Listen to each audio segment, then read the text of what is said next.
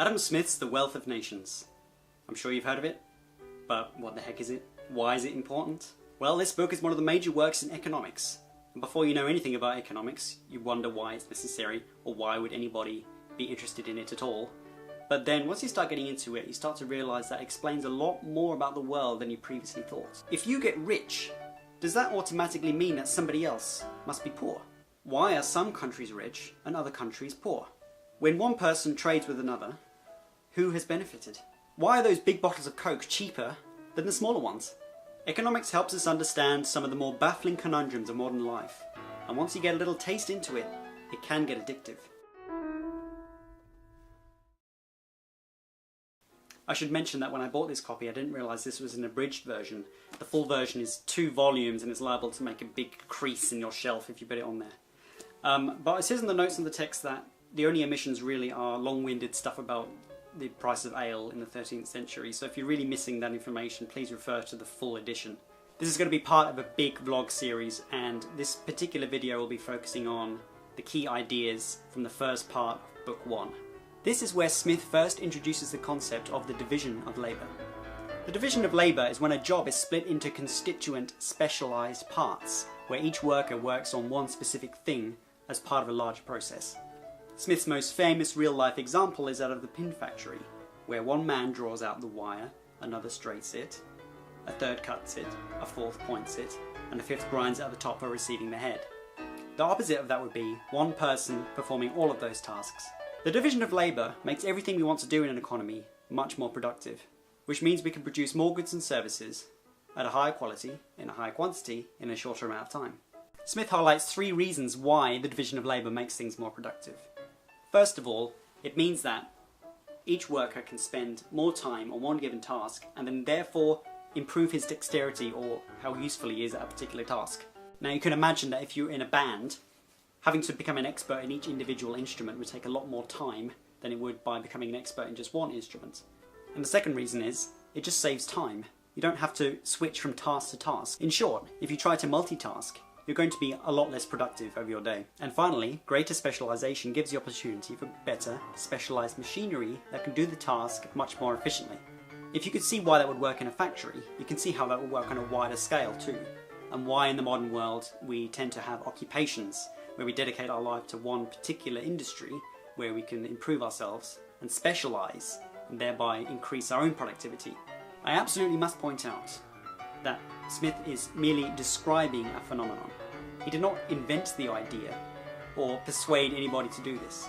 I actually read a book once which claims that the reason why we specialise is because Adam Smith came along and told us that this was the most productive way to do it, so therefore we should do it. No, what he was doing was trying to explain why we do specialise in the modern world. If you happen to think that working in an office on one particular job or in a factory or something is really soulless, then you can't blame Adam Smith. He was just saying that's how it is. We can see that the division of labour is practiced almost everywhere, but where did it come from? Adam Smith argues that it comes from our inherent propensity to truck, barter and exchange. We just love trading with each other. Well, actually, that just comes from our inherent self-interest in wanting stuff. We want food, we want water, we want shelter. Maybe after that we want some kind of entertainment or something else depending on our preferences. And in order to get that stuff, we can't very well do it all ourselves because we just simply don't have the time or the skills for it. So we find that it's actually easier to trade for them. If someone is going to deign to give us what we want, we have to provide something that they want in return. We will probably find it most effective to specialise, to choose an occupation in which we can dedicate our time, effort and resources into, so we can produce the most for the most possible return. Smith goes on to argue that we could conceivably get into any industry we wanted to, and it's not really anything innate that makes us specialise. It's just that the act of specialisation necessarily makes us get better at one particular thing. Now subsequently, science has disproven this idea of a blank slate. We actually do have innate talents. We can hone them, of course, but a lot of what we're good at is based on our inherent personalities when we're born. It's true, I probably won't be Beyonce, but it doesn't undermine Smith's main point that specialisation is more productive and you necessarily get better at what you specialise in. The most important thing to remember is that all of these economic processes derive from the same thing, our inherent striving for our own self-interest. It is not from the benevolence of the butcher, the brewer or the baker that we expect our dinner, but from their regard to their own interest.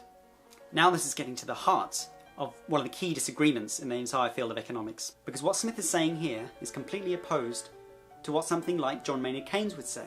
Keynes said, "Capitalism is the astounding belief that the most wickedest of men will do the most wickedest of things for the greatest good of everyone." So, who's right? Well, this is actually a brilliant illustration of what economist Thomas Sowell would call a conflict of visions. Keynes would have what we call an unconstrained vision, that there are no inherent human limitations. People with the unconstrained vision tend to be idealists and utopians, and tend to blame the structure of society for any societal problems. For example, critiques of capitalism would say that capitalism makes us greedy. Adam Smith, on the other hand, would probably fall on the side of the constrained vision of man, that we do have inherent limitations as human beings. If there are problems with society, these are just reflections of our inherent human weaknesses. Adam Smith might say, if the word capitalism existed in 1776, that capitalism is our best effort at channeling our self-interest for the greater good of society. Waiting around for us to be less selfish is pointless. Because at the end of the day, does it really matter if your baker's the biggest selfish bastard on the planet? If by indulging his selfishness, he gives you warm, crispy, tasty bread? I'm inclined to say no, but let me know what you think. I hope you enjoyed the video. This is a very basic summary. I really recommend you do read the book to make sure you really absorb these ideas. The next part, I'm going to be discussing some ideas that I actually disagree with Smith on, so that should be interesting. Stay tuned. This has been James Michael Smith for Life. See you next time.